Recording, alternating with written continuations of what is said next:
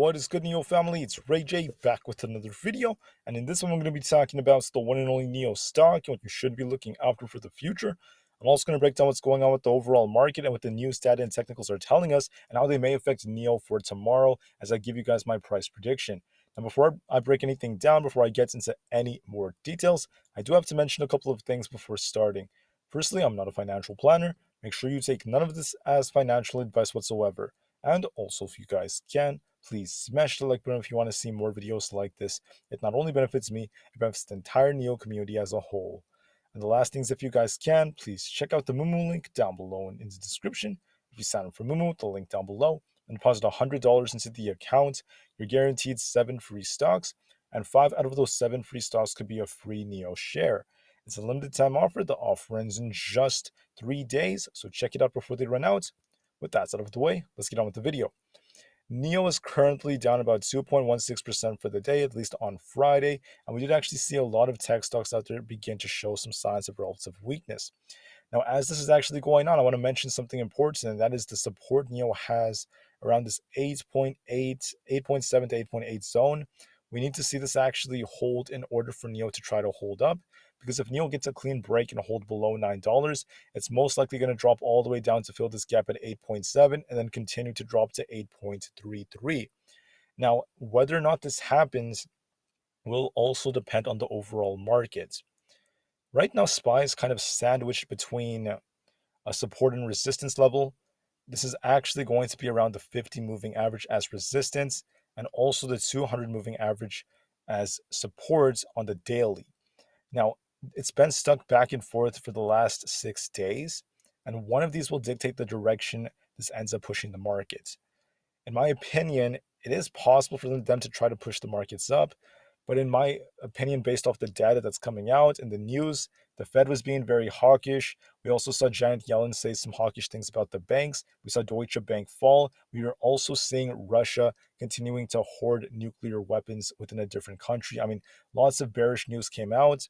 It does not make sense, in my opinion, for us to get a break above 400 and keep on going. It is a possibility, though, so make sure you watch the 50 moving average just in case that happens.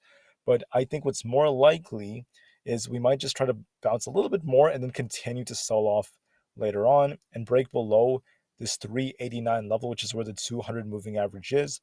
We're also respecting a bear flag right now. You can see the market was dropping pretty hard. Now we're kind of bouncing back and forth in range trading in this zone. If we break below this, we're likely going to see SPY come all the way down to 385. If that fails, 380 is going to be very, very important. You also have to remember that many of the bulls are going to be incentivized to try to hold SPY above 380 to 377, because if we drop below 377, we're most likely going to see a lot of bears come in and start pumping the market down. I want to just make that as clear as possible, but now I want to break down what's actually going on, and that is actually happening based off what's going on with NIO. NIO is actually not doing as great. We actually only had 28 million in volume just on Friday, and overall declining volume is not the best of things. We're dropping on low volume. Once again, NIO is lacking lots and lots of buying pressure. The short volume is up to 56%. There's a lot of shorting that is perpetuating during times like these. Additionally, I just want to note right here when we look at the data, NIO is also continuing its price-price ratio improved a little bit, but now it's still starting to show some signs of weakness. The market tried to bounce on Friday, at least at the end of the day, because the market makers artificially propped the market up, and stocks like NIO and Tesla still remain kind of red. NIO does have a tendency of being green only 49% of the time on Mondays, so please be very careful there. And the short interest is actually increased by another 4 million shares shorted just on Friday. Shorts are continuing to pile into NIO. Now, SPY does not have a crazy options chain on Monday, Tuesday, and Wednesday. It becomes crazy starting on Friday. This tells me that there is a chance the market might actually get smacked down again. They might try to push the market down or allow it to push down on the earlier days. It is a possibility, but they are going to be incentivized to push the market up going into the later days of the week, especially by Friday, since we have over 1.5 million puts expiring for SPY. As far as the economic data goes, there's not much coming out. We have one Fed speaker tomorrow, some housing data, more mortgage data for Wednesday. And then finally, Thursday and Friday are going to be massive days. We have initial jobless claims, GDP numbers, followed by the PCE report on Friday. So lots of big things that are happening on Thursday and Friday. I wouldn't be surprised if the beginning of the week is not as crazy. Please be ready for that. When it comes to NIO's fundamentals, they just announced that on March 23rd, NIO Netherlands opened its first NIO house in Rotterdam in the Netherlands. Until now, the 3 NIO houses have opened their doors in Europe, in Oslo, Berlin, and Rotterdam. Once again, there are more details about them increasing and supporting their brand within Europe. And I think this is very, very good news as NIO is gaining more exposure to the rest of the world. So what do I see happening to the share price of NIO?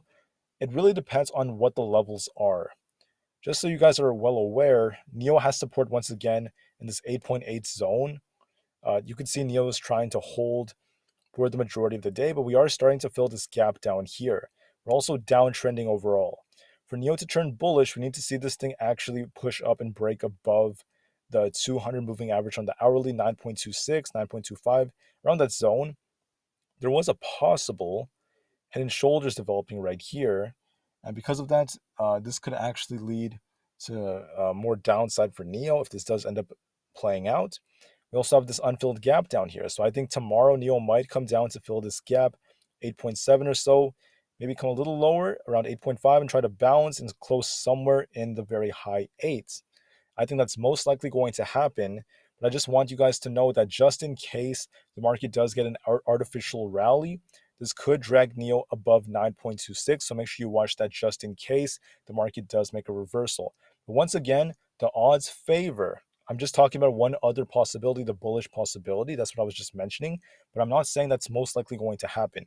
The most likely possibility, once again, is NIO coming down to fill this gap and actually coming to the high 8s and closing somewhere around the very high 8s, once again, somewhere in the red. So with that said, I want to thank each and every one of you so much for listening. Please have an absolutely incredible rest of the weekend. And the last thing I want to mention is with the wide open MACD, NIO is starting to show some signs of weakness. It is starting to actually become distributive. On the 4-hour time frame, I'm just going to talk about these real quick before I end the video. Forgot to mention this. On the 4-hour perspective, once again, the MACD is getting tighter and tighter and tighter. NIO is starting to slow down. Could this be a Wyckoff accumulation? I think some people are talking about this being like a giant accumulation, and that's possibly forming like a inverse head and shoulders here. If that's the case, NIO will still drag down to 8.3. But if NIO could break and hold 8.3, we touch 8.3 or so, and then we hold to this zone and we try to bounce off of it, then there could be a possible inverse head and shoulders forming. But until then, either way, whether we fill this gap first, whether it is an inverse head and shoulders in the bigger scale, or if we have a smaller one right here, everything is, or the majority of indicators are pointing in the direction of NIO coming down into the high 8s, if not even 8.33 very, very soon over the next couple of days. With that said, finally, thank you all for listening. I do think there might be a little bit of downside for tech and NIO coming. Please be ready and be prepared for it, and I'll see you guys in the next one. NIO to the moon because the long-term future is still incredibly bright, and peace out.